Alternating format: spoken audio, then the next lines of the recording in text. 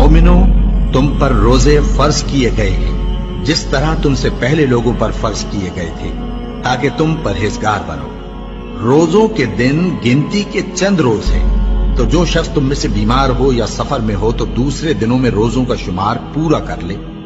और जो लोग रोजा रखने की ताकत रखें लेकिन रखें नहीं, वो रोजे के बदले मोहताज को खाना खिला दें। और जो कोई अपनी मर्जी से ज्यादा नेकी करे तो उसके हक में ज्यादा अच्छा है।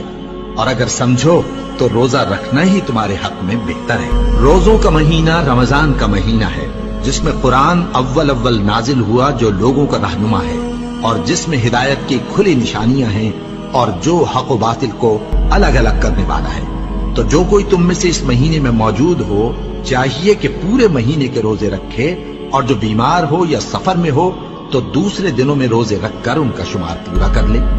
अल्लाह तुम्हारे हक में आसानी चाहता है और सख्ती नहीं चाहता। और ये आसानी का हुक्म इसलिए दिया गया है कि तुम रोजों का शुमार पूरा कर लो, और इस एहसान के बदले कि अल्लाह ने तुमको हिदायत बख्शी है, तुम उसको बुजुर्गी से याद करो और उसका शुक्र करो। और ऐ पैगंबर, जब तुमसे मेरे बंदे मेरे बारे में दरियाफ्त करें तो उन्हें मालूम हो कि मैं तो तुम्हारे पास ही हूं। जब कोई पुकारने वाला मुझे पुकारता है तो मैं उसकी दुआ कबूल करता हूं। तो उनको चाहिए कि मेरे हुक्मों को माने और मुझ पर ईमान रखें, ताकि नेक रास्ता पाएं। रोजों की रातों में तुम्हारे लिए अपनी औरतों के पास जाना जायज कर दिया गया है। वो तुम्हारी पोशाक हैं और तुम उनकी पोशाक हो।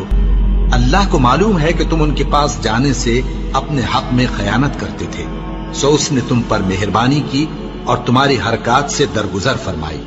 तो अब तुमको इख्तियार है कि उनसे मुबाशरत करो। और अल्लाह ने जो चीज तुम्हारे लिए लिख रखी है, यानी औलाद, उसको अल्लाह से तलब करो और खाओ और पियो, यहां तक कि सुबह की सफेद धारी रात की सियाह धारी से अलग नजर आने लगे। फिर रोजा रखकर रात तक पूरा करो। और जब तुम मस्जिदों में एतकाफ बैठते हो तो उनसे मुबाशरत न करो। ये अल्लाह की हदें हैं, इनके पास न जाना। इसी तरह अल्लाह अपनी आयतें लोगों के समझाने के लिए खोल खोल कर बयान फरमाता है, ताकि वो परहेजगार बने।